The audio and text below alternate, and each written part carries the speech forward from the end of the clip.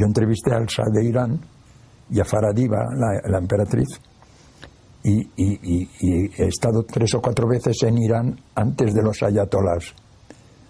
Y bueno, era un país que estaba modernizando el rey, vamos, el emperador. Estaban, entre él y su mujer, estaban cambiando Irán. Las chicas iban con minifalda por las calles de Teherán. Y cuando estuvimos con Emilio Polo, que era el cámara con el que yo iba, estuvimos en la Universidad de Teherán. Joder, los estudiantes que se nos tiraban encima diciendo: tenéis que decir que el Shah se debe de ir porque tiene una policía secreta, la Sabak, que nos pega palos y no sé qué, no sé cuánto. Yo me gustaría saber ahora qué es lo que opinan aquellos estudiantes que ahora serán padres de familia o abuelos, ¿qué opinan de lo que han conseguido ellos echando al Shah? De un país súper moderno,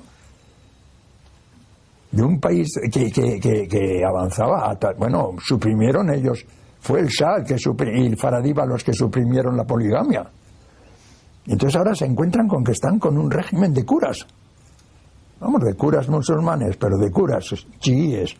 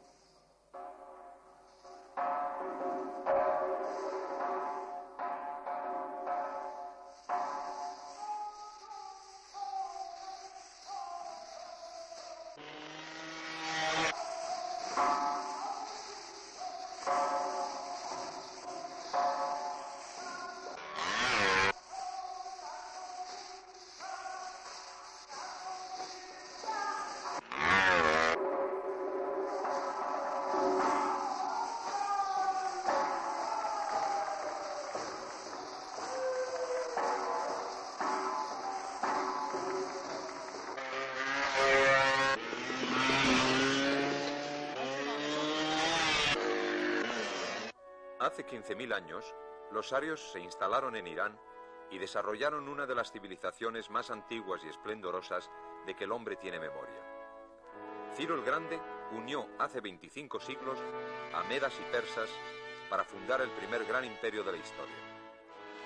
Pero el pueblo que llegó a dominar reyes y naciones, desde el Nilo a la India, fue a su vez dominado. La oscuridad se hizo sobre toda una civilización. Las ruinas de Persépolis son testigos de aquella caída del imperio de Ciro. Alejandro Magno vengaba con esta destrucción la anterior ocupación de Atenas por los persas. Los griegos tomaban así el relevo como primera potencia.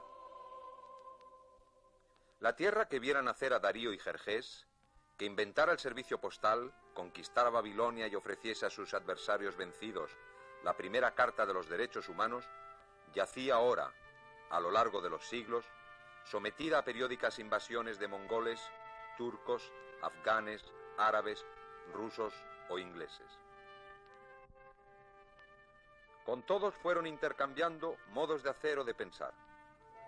Los árabes les dieron la escritura y la religión islámica que aún conservan, pero ellos también dieron a los demás, entre otras cosas, las poesías de Ferdowsi, Hafez y Omar Khayyam, así como la mayor parte de las 1001 noches, con los inolvidables Aladino, Sinbad y Sherezad. Pero una madrugada, ya en nuestro siglo, el sol empezó a levantarse sobre las ruinas de Persépolis, iluminando la tumba del fundador del primer imperio de la tierra. Era el despertar de Ciro el Grande. El Irán moderno empieza en 1925, cuando el general Reza Pahlavi emprende la marcha sobre Teherán y destrona la dinastía Qajar. Ahora su hijo rinde tributo al hombre que trajo Irán al siglo XX. Se ha criticado la pasividad de Irán ante el conflicto árabe-israelí y hemos querido preguntar al mismo emperador sobre este reproche de otros países musulmanes. En 1967, durante la Guerra de los 6 días, el 7 de junio, personalmente he declarado que la era de la conquista de los territorios de otros países por la fuerza ha concluido. Uno no puede aceptar eso. Por eso no comprendo las críticas que nos hacen porque hemos hecho más de lo que nos correspondía. So I don't understand this word of criticism about our attitude because we have done almost more than our share.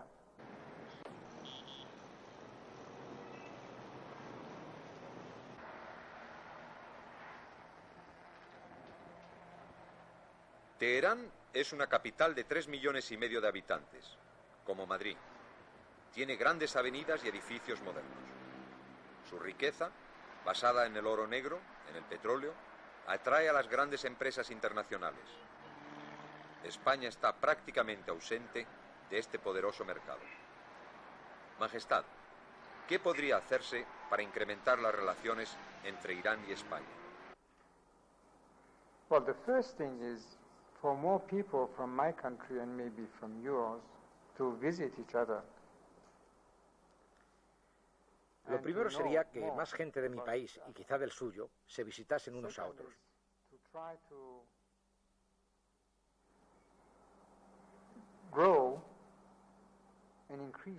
En segundo lugar, intentar incrementar las conexiones y los intereses entre los dos países en el campo del comercio, de la industria, de las artes y de la cultura. Y creo que esos son ámbitos en los que podemos hacer muy buenas cosas.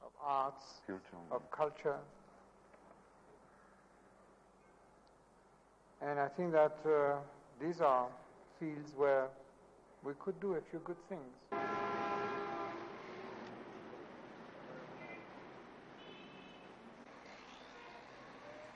El tráfico rodado de Teherán es uno de los más caóticos del mundo. La motorización no ha dado tiempo a formar buenos conductores. Aunque se fabrican en el país 50.000 automóviles al año, la mayoría son de importación. Precio de la gasolina hoy: 5,40 pesetas el litro. En el resto del mundo pagamos el carburante 4 veces más. Pero, Majestad, ¿volverá a subir el precio del petróleo?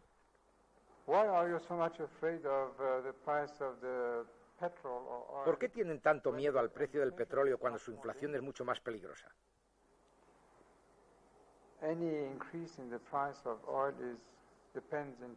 Cualquier subida del precio del petróleo depende enteramente de su inflación y ustedes no son capaces de ordenar su propia casa.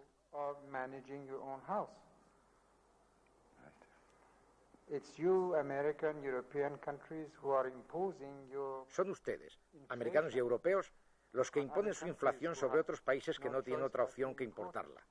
Así es que si deben preocuparse por algo, deben hacerlo por su propia incapacidad de controlar su inflación.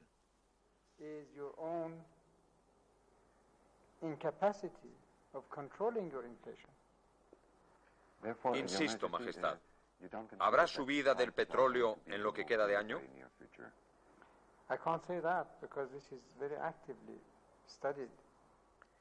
No puedo decir eso porque lo están estudiando muy activamente los expertos y la cuestión es porque el poder adquisitivo de un barril de petróleo, que es desgaste de recursos, no se reemplaza a sí mismo.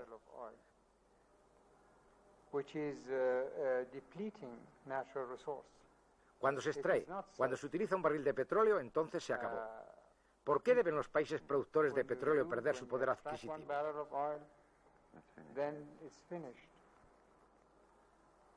Why should these oil-producing countries lose their purchasing power? And the Western countries must be really aware. Y los países de Occidente deben tener cuidado de su inflación, porque si creen que pueden seguir de esa manera, imponiendo los precios de sus productos a países que no tienen otra elección que importar esos productos, la única posibilidad de protección para esos países será aumentar los precios de sus bienes. Protection for those countries will be to increase the price of their commodities.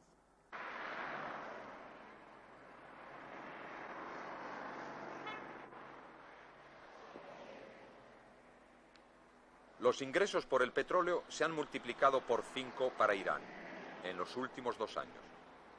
Los bancos han brotado por doquier y las principales marcas del mundo se han instalado en el país, donde se hacen una fuerte y fructífera competencia. La reforma agraria, con la venta de tierras a los labradores, ha permitido desviar los capitales y energías de los antiguos terratenientes hacia una industria que no por joven es menos pujante. ¿Qué dificultades ha encontrado Vuestra Majestad en sus 10 años de Revolución Blanca? Well, it is even going beyond expectation. Bueno, se está desarrollando más allá de nuestras previsiones. No hay dificultades en la Revolución Blanca.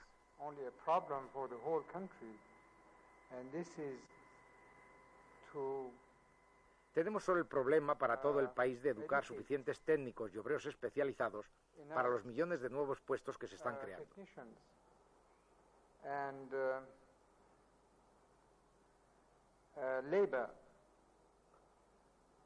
Skilled labor. Ese es el único problema. No tenemos ningún otro problema. Obreros especializados, técnicos, empresarios. El vicerrector de la Universidad de Teherán nos habla de la enseñanza superior, de la que saldrán los hombres que empujen el desarrollo de Irán. Hay 8 universidades y 2 más en cursos de realización. La de Teherán es la más antigua. Hemos celebrado el año pasado el 8º cuadrigésimo aniversario. Aunque la escuela politécnica original de la que nació esta universidad tiene más de 150 años.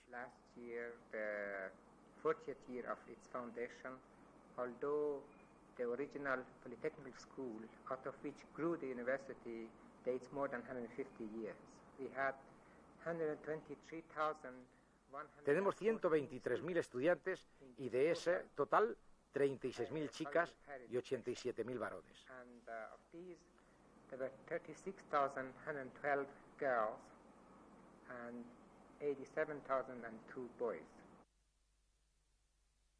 La universidad no es el único lugar donde se imparte educación.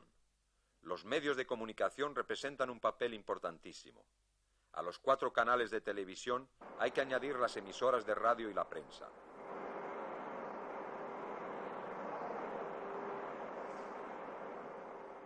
El señor Masudi es director propietario de la empresa Etelaat, la más importante sociedad periodística del país. El incremento de la tirada se ha sentido con bastante fuerza, aunque no haya sido drástico y no guarde relación con el progreso que ha realizado el país, tanto económico como de alfabetización.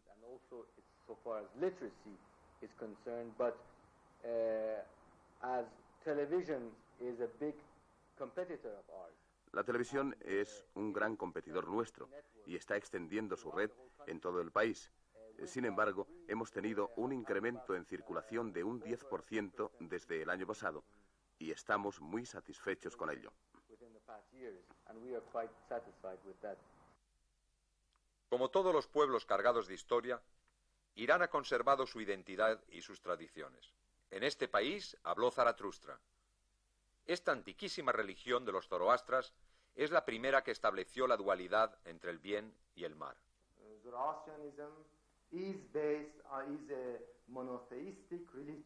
El zoroastrismo está basado en el monoteísmo.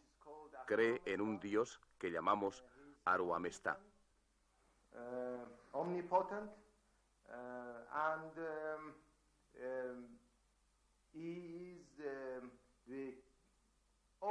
Es omnipresente, omnipotente y es todas las cosas buenas del mundo que emergen de él, como la verdad, la limpieza, la ternura, el amor. Todos estos son epítetos de Dios y nacen de él.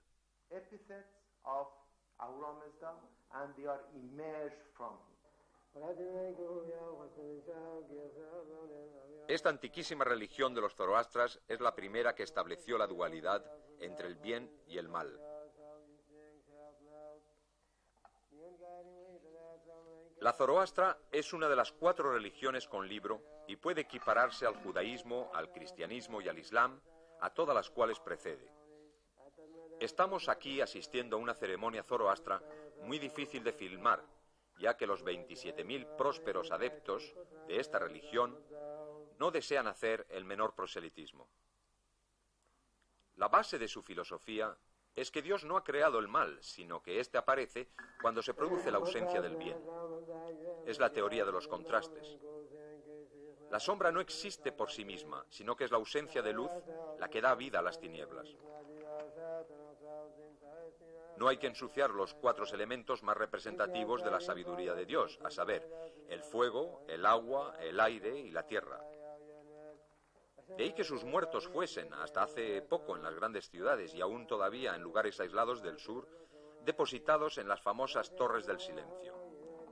Ahí los buitres eliminaban el cadáver sin que el fuego, el agua, el aire o la tierra hubiesen sido mancillados.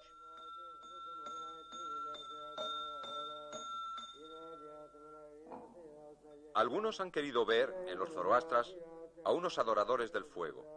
Nada más incierto. Los zoroastras adoran la naturaleza y desde hace unos 10.000 años se puede decir que recomiendan el respeto al medio ambiente. La ecología comienza con los zoroastras y de ahí que en sus ceremonias tomen buen cuidado de no ensuciar el aire con su aliento, utilizando mascarilla. La limpieza es, para ellos, un mandamiento.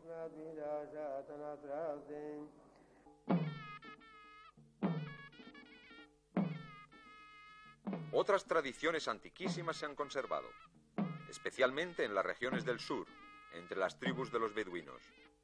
De ahí estos magníficos bailes de Kolchuk, cerca de Shiraz, que con rudimentarios acordes musicales crean una imagen llena de dignidad y colorido.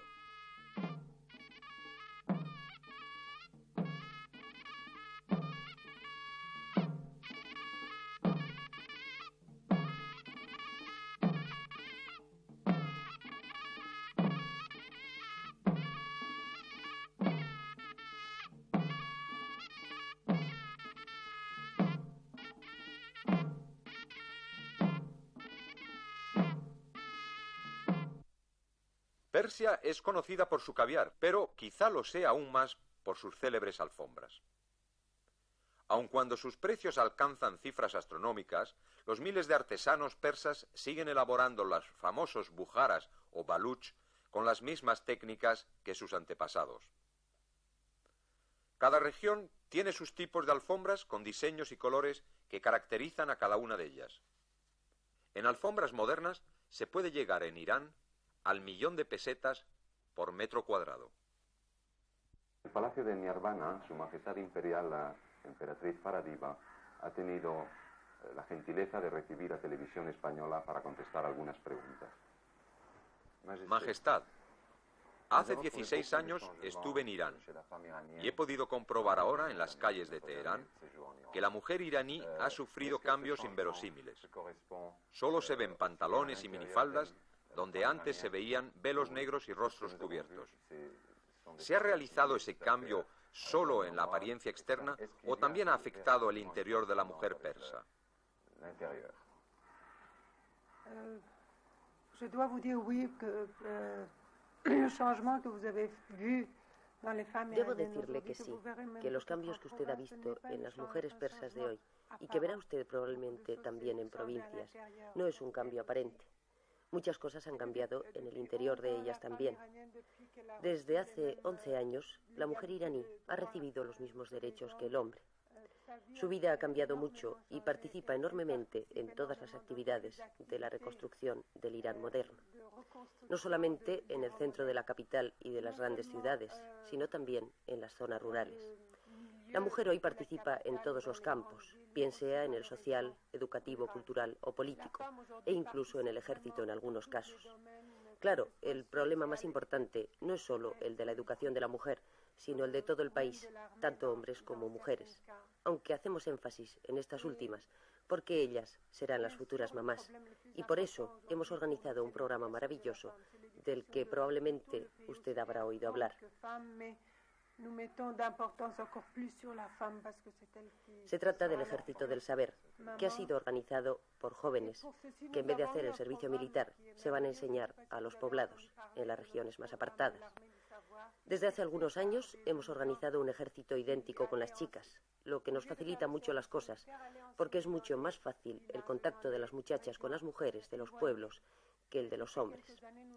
Eso es debido a las tradiciones del Irán.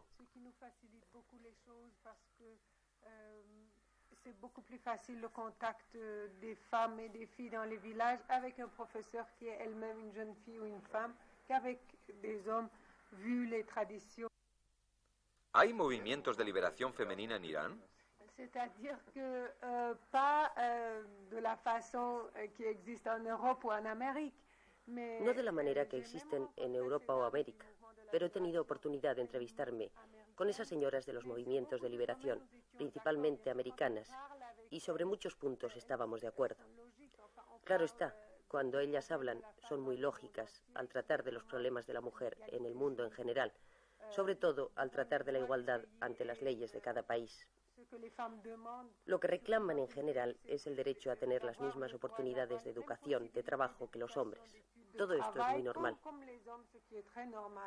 Bien sûr, il y a des petits détails qui peuvent être importants pour un pays et ne pas coïncider avec. Naturalmente, hay pequeños detalles que pueden ser muy importantes para un país y no serlo en otro. En nuestro país lo básico, y lo he dicho siempre, es el papel que la mujer ha de representar al ocuparse de los niños y de la familia. Porque en el fondo, ¿para qué trabajamos todos? Para tener un futuro, una generación mejor que la anterior. ¿Y quién educa a esa futura generación? Son las mamás. ¿Cómo avanza la sociedad? Es merced a esas pequeñas unidades de familia. Si esas unidades son felices, la sociedad es feliz. ¿Ha desaparecido la poligamia completamente?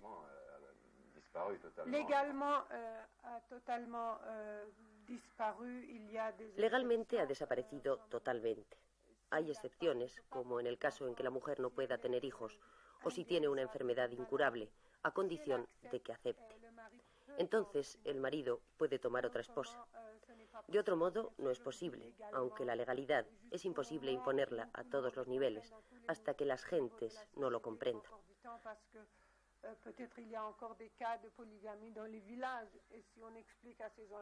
Hay casos de poligamia en los pueblos, entre gentes a los que si se les explica la prohibición, por su edad no pueden entenderlo. Legalmente está prohibido.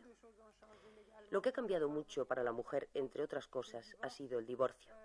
El hombre ya no puede simplemente divorciarse de su mujer sin que la mujer tenga nada que decir. Ahora es el juez, el Ministerio de Justicia, con sus departamentos especiales, los que juzgan si puede o no puede haber divorcio. La mujer misma puede ya pedir el divorcio por su propia voluntad. También es la justicia la que decide quién conserva a los niños.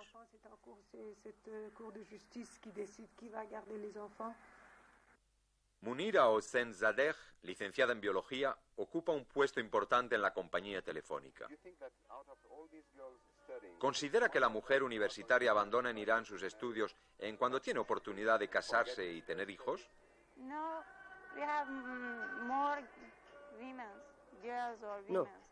Tenemos muchachas y mujeres casadas en la universidad, pero que siguen con sus estudios o con su trabajo. Desde Bandar Abbas, que sobrevolamos en estos momentos, se ejerce un control perfecto del estrecho de Hormuz, por donde entran y salen miles de petroleros al año, así como buques mercantes que traen a los países ribereños los productos más sofisticados del mundo industrializado.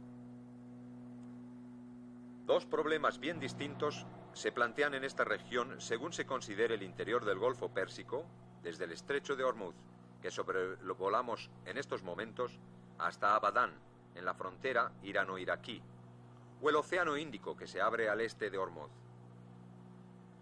El mayor peligro es el del sabotaje, el de la subversión guerrillera que podría poner en peligro este cordón umbilical que pone en contacto a Irak, Irán, Kuwait, Bahrein, Qatar, Abu Dhabi, la Federación de Emiratos del Golfo Pérsico, todos ellos en contacto con el resto del mundo por vía marítima. Irán está dispuesto a defender, aunque sea solo, estas aguas que son vitales para su existencia. De ahí que de 3.000 a 10.000 soldados iraníes estén luchando junto al jeque de Omán para acabar con las guerrillas maoístas de Dhofar. Ahí está la costa de Omán y Muscat. Es la puerta del estrecho, que va de aquí hasta Bandar Abbas. De ahí la importancia estratégica de las islas que sobrevolamos y en las que Irán ejerce un control absoluto. Inútil decir que los Estados Unidos consideran vital que el régimen prooccidental de Irán sea lo suficientemente fuerte como para impedir cualquier intento, por parte de terceros, de controlar el paso del estrecho. También de ahí la asistencia militar que recibe Irán por parte de los Estados Unidos. Fuera del Golfo, en el Océano Índico, las flotas rusa y norteamericana patrullan el vasto mar desde sus bases de Mauritius y Diego García respectivamente.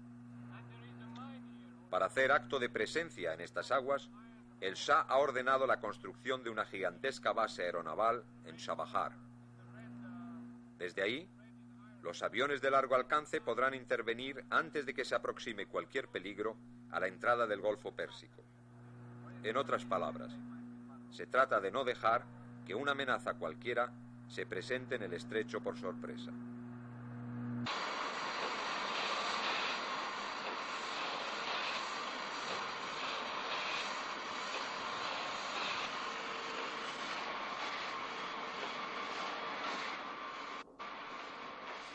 Las Fuerzas Armadas iraníes están perfectamente adiestradas y cuentan con un material bélico de primera categoría. Los americanos, que están asociados con Irán a través de el CENTO, el pacto de inspiración británica que une a Turquía, Irán y Pakistán, se encargan del adiestramiento de las unidades más especializadas. El Shah vigila personalmente los progresos de sus tropas. El Pentágono acaba de hacer públicas las cifras de ventas de armamentos realizadas por Estados Unidos en el mundo en 1973. Primer comprador de armas, Irán con 4.000 millones de dólares. Majestad, ¿qué papel debe representar Irán en la confrontación ruso-americana del Océano Índico, tan vital para el Golfo Pérsico? Nuestra primera preocupación es cómo mejor preservar los intereses de nuestro propio país. Nuestro país se está haciendo cada vez más importante. Tenemos la población y los recursos. El estrecho de Hormuz es la entrada del Golfo Pérsico y para nosotros es vital. Este tiene que mantenerse abierto al tráfico.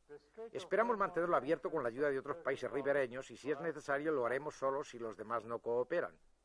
Pero nuestro interés no concluye ahí debido a los miles y miles de millones que se importan y exportan en este país y que pasan en su mayor parte por el Océano Índico. Por eso tenemos que tener una presencia en ese océano, aunque solo sea para defender los altos intereses de nuestro país. Con el fin de poder cumplir con este deber, el país debe tener los medios adecuados, es decir, una marina, una fuerza aérea de largo alcance y una máquina bélica muy moderna y sofisticada.